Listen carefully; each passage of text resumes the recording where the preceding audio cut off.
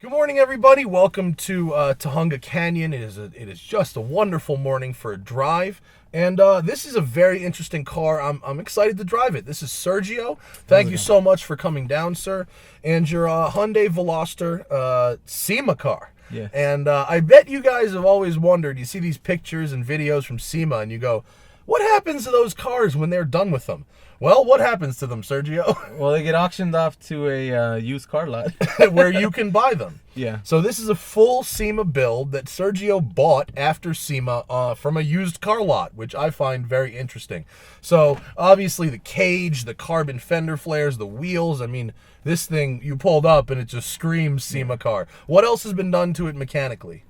Just intake and exhaust, high flow catted down pipe, straight pipe after that. And has a really neat exhaust exit out the bumper. That's pretty cool. That was made, it comes out of the reflectors instead of down the center. It's super cool. All right, well, let's go for a little drive here. I drove, and this is a turbo, right? Yes. Okay, I heard when you did the drive-bys. Yeah. I just didn't want to be retarded, you know what I mean? Yeah, it's turbo. So I drove this thing when it was new, and actually, these are pretty good little cars. For the money they charge, you get a lot of car, you get a lot of features. They're really nice.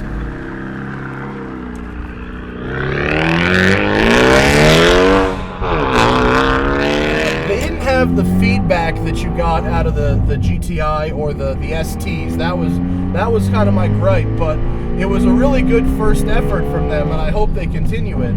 So let's see what we got. It's well, it's not quiet.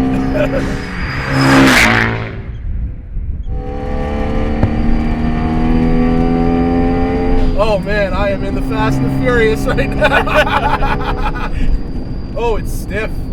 Really stiff.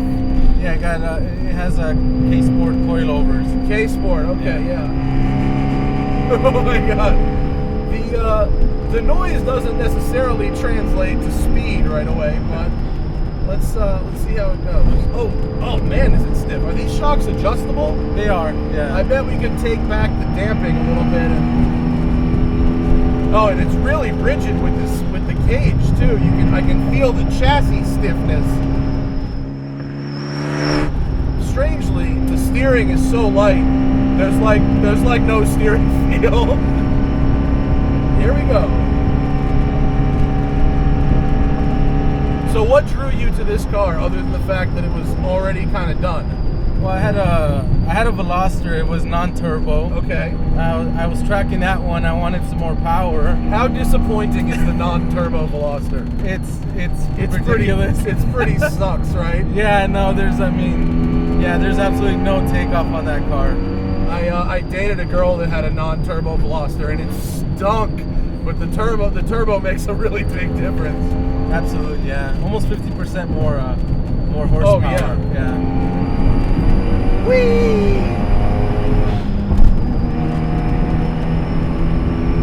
Well, I hate to break it to you, Sergio. It's still not that fast. I'm sorry. But how's the grip? You go to track days in this, right? So can you make it back in the corners? Oh, completely. Yeah. I mean, I have some Federal RSR tires. They have a good amount of grip. Those are good. Yeah. The engine hasn't been tuned, so it's pretty much stock except for intake and exhaust. That's why you don't feel too much power out of it. I feel like you're got to be leaving something on the table by not having a proper tune. No, definitely. These engines from 2013 have weaker rods. Yeah. So I would need to, upgrade. Oh, sorry. You'd have to do that. a full build. Yeah, know, and I don't know. Believe me. I understand why you would not want to rebuild your entire engine. I get it. Yeah. It sounds cool though. It's really great. Yeah. Oh man, it's bumpy. Yeah. The shifter is nice and direct. Oh, you have upgraded brakes here too? Yeah, it's the Brembo brake kit. Yeah, the brakes are nice. You could probably make some of your horsepower deficit up in the braking zones. That's what I try. Yeah. Yeah, I'm not looking for the engine too much. I'm trying to learn how to drive. Yeah. No, well, I mean, look, that's a great way to start. A car like this will really allow you to work on your cornering speeds and your braking points. Exactly, yeah. It does. I love the blow off noise. It makes really fun sounds. Yeah, I have a synapsis diverter valve. The shifter has good feel, and the brakes have good feel. The steering has no feel. Yeah. I feel like I'm playing my Forza simulator in my office. But there's grip here, though. This is good. This grip. Oh, it's excellent grip. Yeah, this is nice. I've never had a problem with the grip.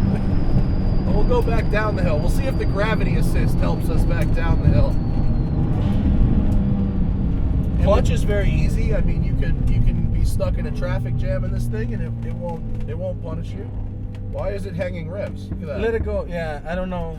I don't know why they do that. I just took my foot off the throttle. Oh, sorry, carbon. And it stayed at 3,000 RPM. That's a new one. It's done that a lot, actually. Really? Yeah.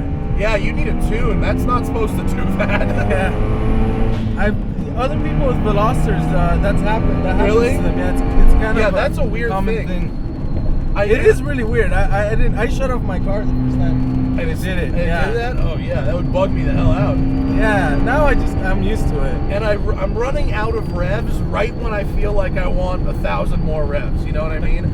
The red line's at about 6,600, 6,500. Yeah. But like I want 1,000 more.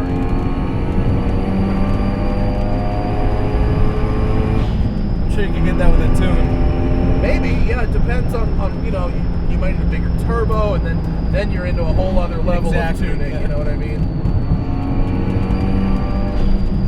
But the chassis rigidity is right there. See, I think because of the cage here, you can back down on your dampers a bit, soften those up, and you get your chassis rigidity with a little more forgiveness in the suspension. Yeah, the cage I took out and I just put back in about a couple weeks ago. Do you have a back seat under there? Yeah, there's a back seat under that.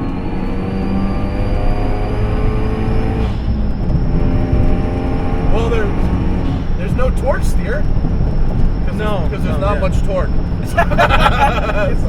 There isn't, no. This is, but you're right though. For a learner, this is a good learner car. Yeah. Yeah, I haven't built out power for it. I have it's a 4-point bracing underneath, strut bar, a rear torsion bar. So it's got a lot of suspension going on. Yeah. I think this is a great place for you to start learning how to go fast. I really do. And it looks great. It does look. It does look cool. Like it definitely looks like a Fast and the Furious prop car, and that's hilarious and great.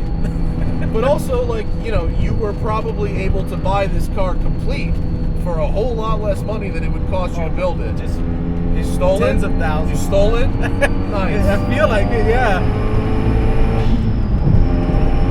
Yeah, like right as the turbo really starts to get going, I hit red line.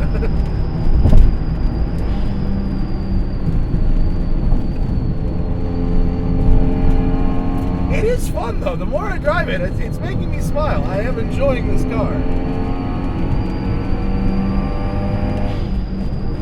Have you ever like autocrossed it? Is it any good at autocross? I haven't autocrossed it. No, I've only taken it on road courses. Oh, I like might. Big Willow, Button Willow. Big Willow is an interesting course. Have you done lap times? What have you run? Do you know? Or you just gone out for fun? No, I did like Streets of Willow. Counterclockwise, I did 133. Oh wow, that's pretty good. Yeah. For what is like a 210, 220 horsepower car. Oh no, it's 200. Yeah. That's pretty good. Crank too. You're getting there. That's pretty good.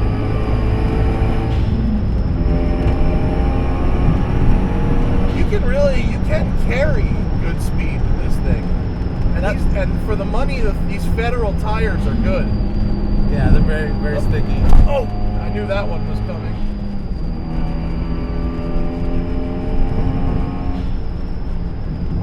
This thing has a really cool character to it.